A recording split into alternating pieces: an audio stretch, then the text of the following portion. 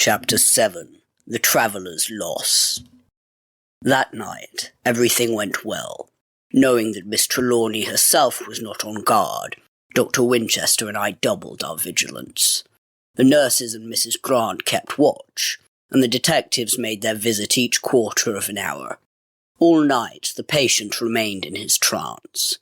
He looked healthy, and his chest rose and fell with the easy breathing of a child. But he never stirred. Only for his breathing, he might have been of marble. Dr. Winchester and I wore our respirators, and irksome they were on that intolerably hot night. Between midnight and 3 o'clock I felt anxious, and had once more that creepy feeling to which these last few nights had accustomed me. But the grey of dawn, stealing round the edges of the blinds, came with inexpressible relief.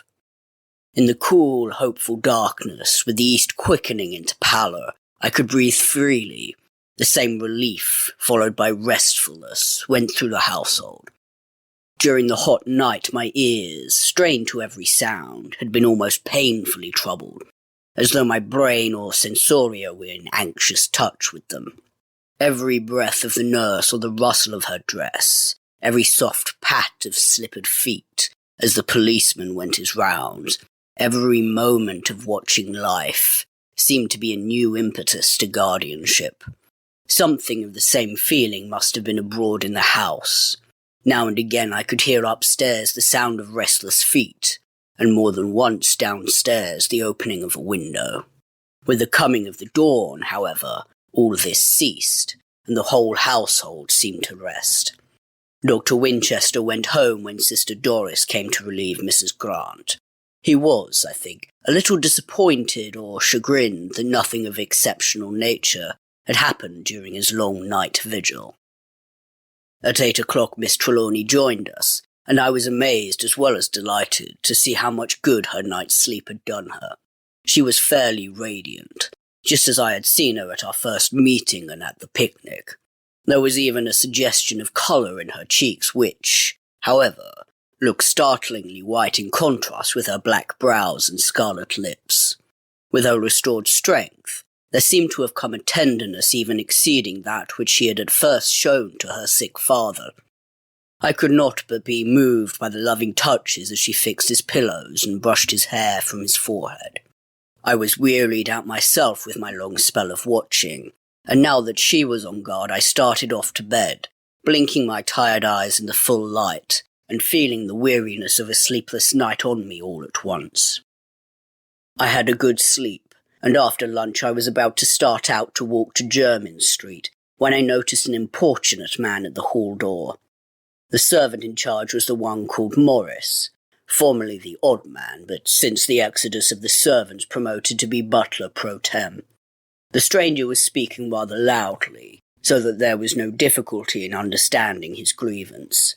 The servant man was respectful in both words and demeanour, but he stood squarely in front of the great double door, so that the other could not enter.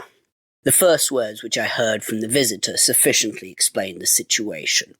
"That's all very well, but I tell you I must see Mr. Trelawney. What is the use of your saying I can't when I tell you I must? You put me off, and off, and off. I came here at 9, you said then that he was not up, and that as he was not well he could not be disturbed. I came at 12, and you told me again he was not up. I asked then to see any of his household. You told me that Miss Trelawney was not up. Now I come again at 3, and you tell me he is still in bed, and is not awake yet. Where is Miss Trelawney? She is occupied and must not be disturbed. Well, she must be disturbed, or someone must. I am here about Mr. Trelawney's special business, and I have come from a place where servants always begin by saying no. No isn't good enough for me this time. I've had 3 years of it, waiting outside doors and tents, when it took longer to get in than it did into the tombs. And then you would think, too, the men inside were as dead as the mummies. I've had about enough of it, I tell you. And when I come home, and find the door of the man I've been working for barred, in just the same way and with the same old answers, it stirs me up the wrong way. Did Mr. Trelawney leave orders that he would not see me when I should come?" He paused and excitedly mopped his forehead. The servant answered very respectfully, "I am very sorry, sir, if in doing my duty I've given offence. But I have my orders and must obey them. If you would like to leave any message, I will give it to Miss Trelawney, and if you will leave your address, she can communicate with you if she wishes." The answer came in such a way that it was easy to see that the speaker was a kind-hearted man and a just one. "My good fellow, I have no fault to find with you personally, and I am sorry if I have hurt your feelings. I must be just, even if I am angry, but it is enough to anger any man to find himself in the position I am. Time is pressing. There is not an hour, not a minute to lose, and yet here I am, kicking my heels for 6 hours, knowing all the time that your master will be 100 times angrier than I am when he hears how the time has been fooled away. He would rather be waked out of 1,000 sleeps than not see me just at present, and before it is too late. My God! It's simply dreadful, after all I've gone through, to have my work spoiled at the last and be foiled in the very doorway by a stupid flunky. Is there no one with sense in the house? Or with authority, even if he hasn't got sense? I can mighty soon convince him that your master must be awakened, even if he sleeps like the 7 sleepers." There was no mistaking the man's sincerity, or the urgency and importance of his business, from his point of view at any rate. I stepped forward.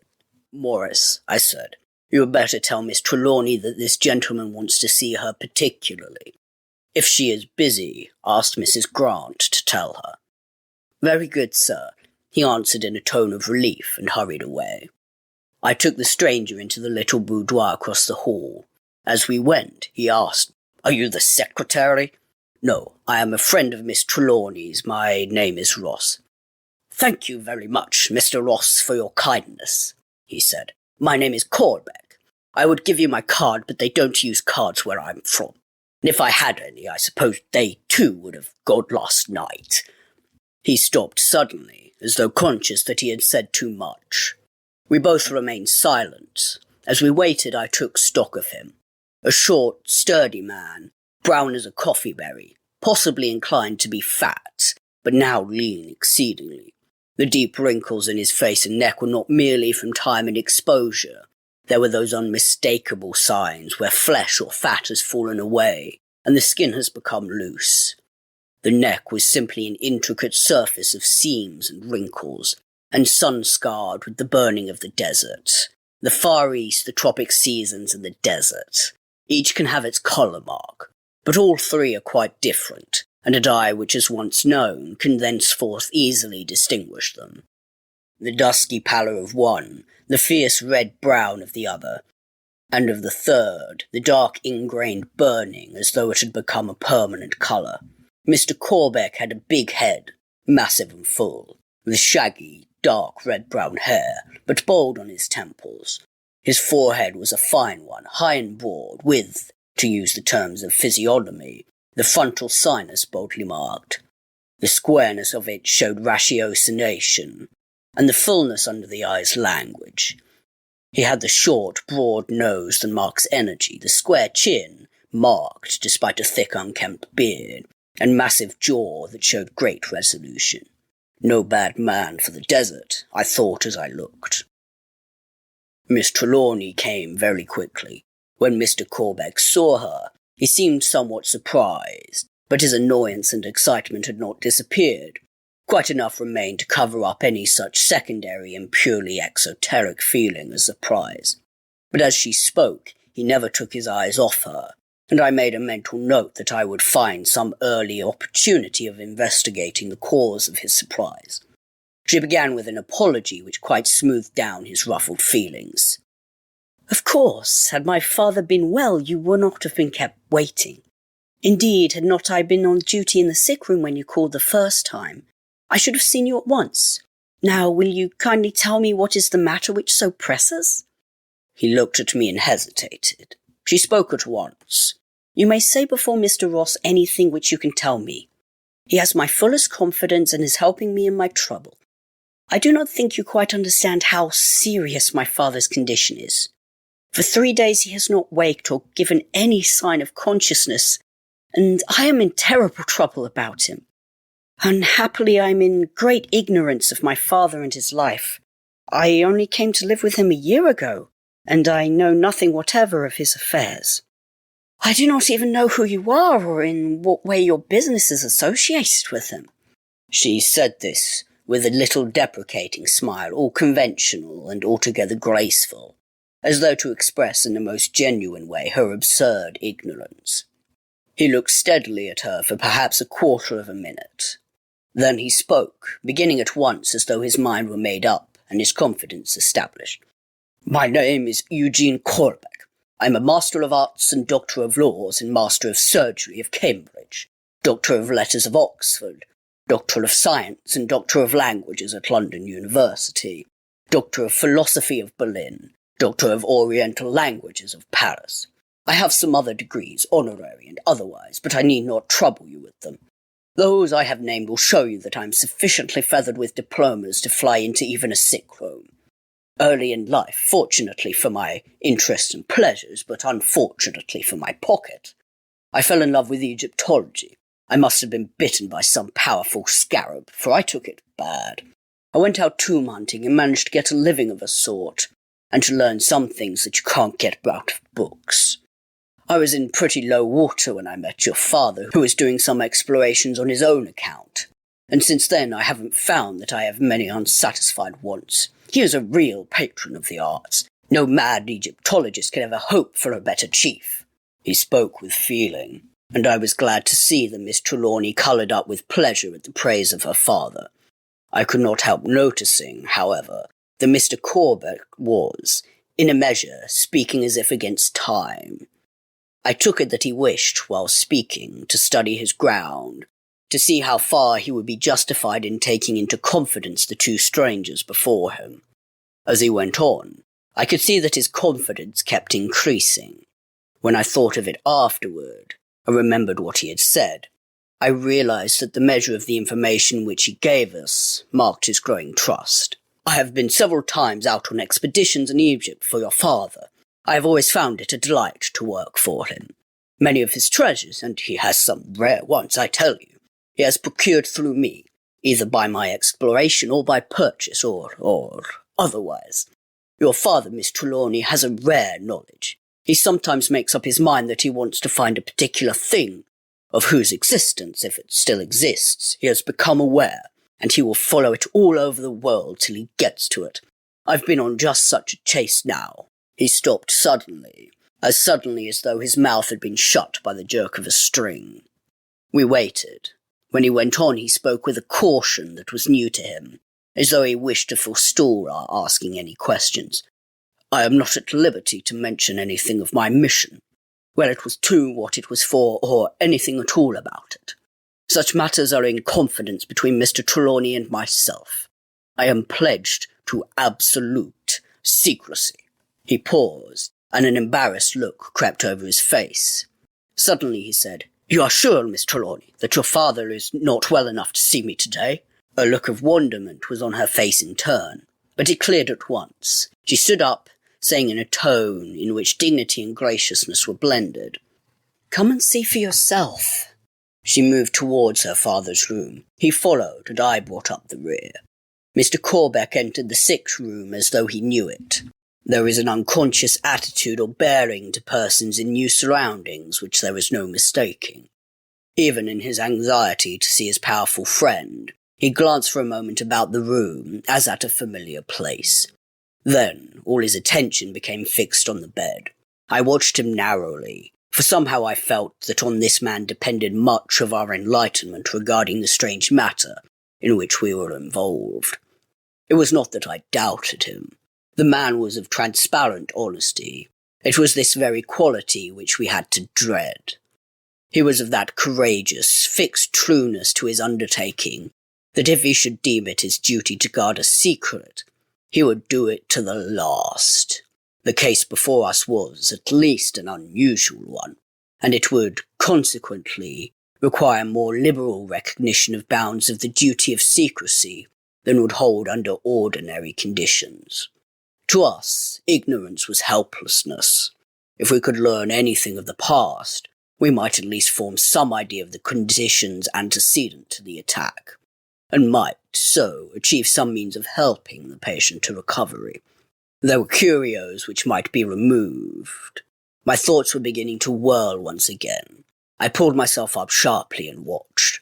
There was a look of infinite pity on the sun-stained, rugged face as he gazed at his friend lying so helpless.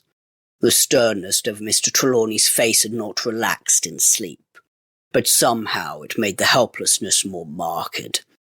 It would not have troubled one to see a weak or an ordinary face under such conditions, but this purposeful, masterful man, lying before us wrapped in impenetrable sleep, had all the pathos of a great ruin. The sight was not a new one to us, but I could see that Miss Trelawney, like myself, was moved afresh by it in the presence of the stranger. Mr. Corbeck's face grew stern. All the pity died away, and in its stead came a grim, hard look which boded ill for whoever had been the cause of this mighty downfall. This look in turn gave place to one of decision. The volcanic energy of the man was working to some definite purpose. He glanced around at us, and as his eyes lighted on Nurse Kennedy, his eyebrows went up a trifle. She noted the look, and glanced interrogatively at Miss Trelawney, who flashed back a reply with a glance. She went quietly from the room, closing the door behind her. Mr. Corbeck looked first at me, with a strong man's natural impulse to learn from a man rather than a woman, then to Miss Trelawney, with a remembrance of the duty of courtesy, and said, "Tell me all about it, how it began and when." Miss Trelawney looked at me appealingly, and forthwith I told him all that I knew. He seemed to make no motion during the whole time, but insensibly the bronze face became steel. When at the end I told him of Mr. Marvin's visit and of the power of attorney, his look began to brighten, and when, seeing his interest in the matter, I went into more detail as to its terms, he spoke. "Good. Now I know where my duty lies." With a sinking heart I heard him. Such a phrase, coming at such a time, seemed to close the door to my hopes of enlightenment. "What do you mean?" I asked, feeling that my question was a feeble one. His answer emphasized my fears. "Trelawney knows what he is doing. He has had some definite purpose in all that he did, and we must not thwart him. He evidently expected something to happen, and guarded himself at all points." "Not all points," I said impulsively. "There must have been a weak spot somewhere, or he wouldn't be lying here like that." Somehow his impassiveness surprised me. I had expected that he would find a valid argument in my phrase, but it did not move him, at least not in the way I thought. Something like a smile flickered over his swarthy face as he answered me. "This is not the end. Trelawney did not guard himself to no purpose. Doubtless he expected this too, or at any rate the possibility of it."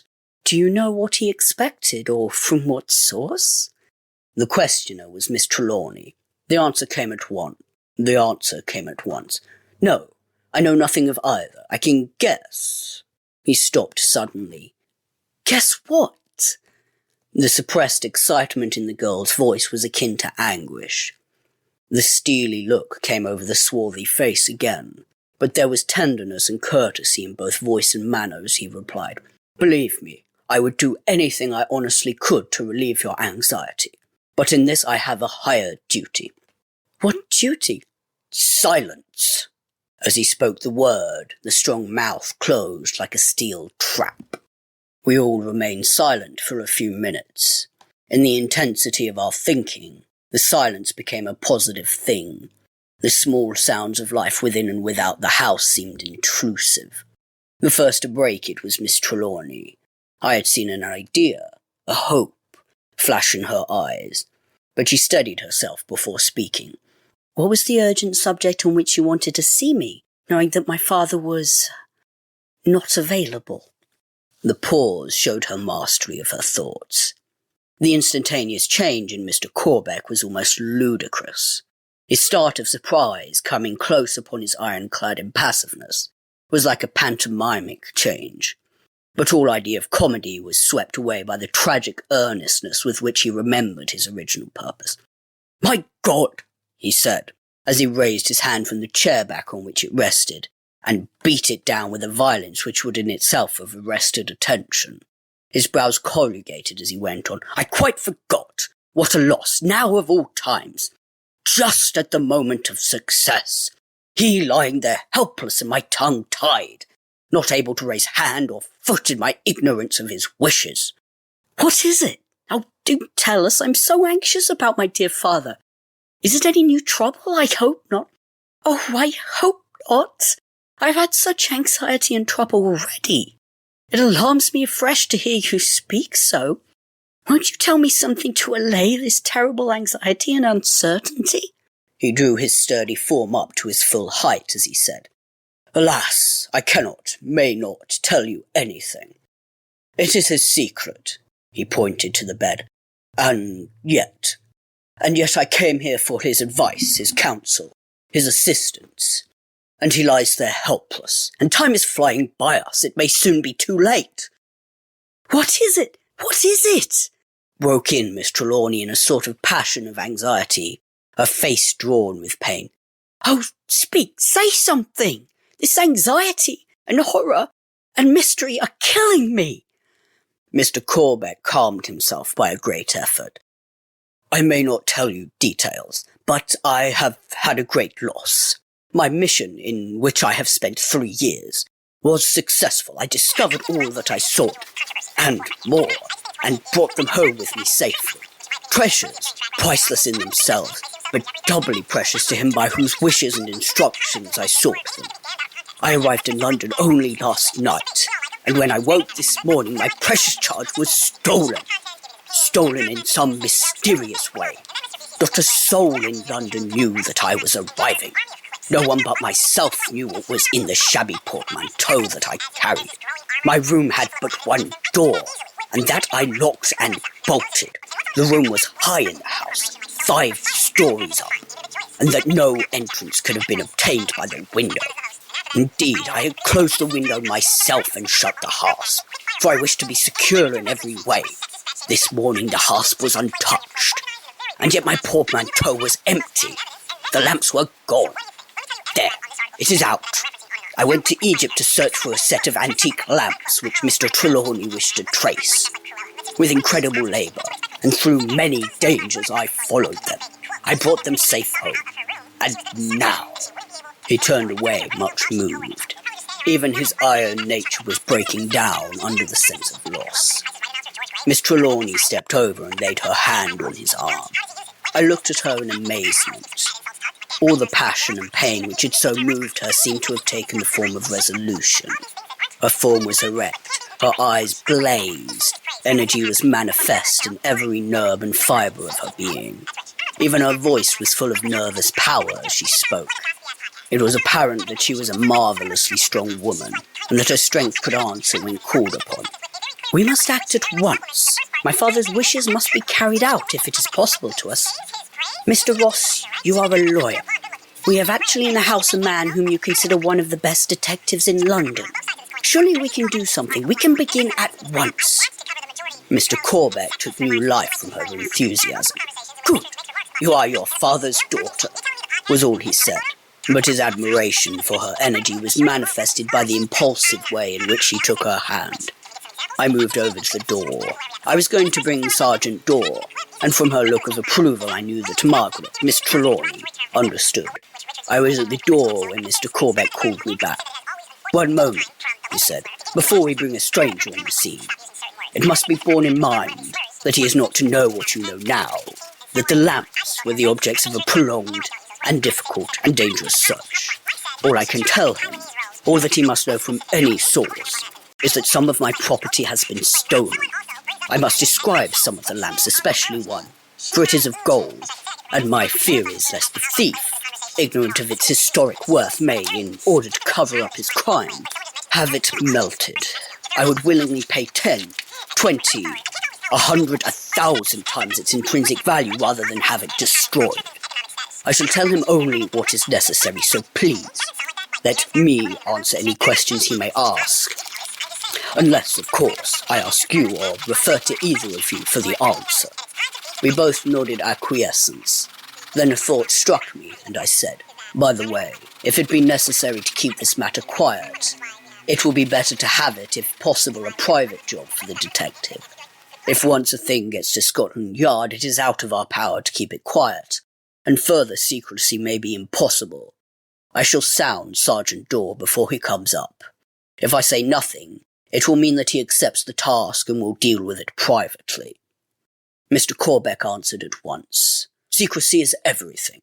The one thing I dread is that the lamps, or some of them, may be destroyed at once.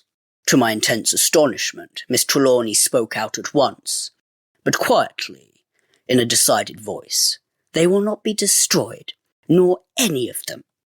Mr. Corbeck actually smiled in amazement. How on earth do you know? He asked. Her answer was still more incomprehensible. I don't know how I know it, but know it I do. I feel it all through me, as though it were a conviction which has been with me all my life.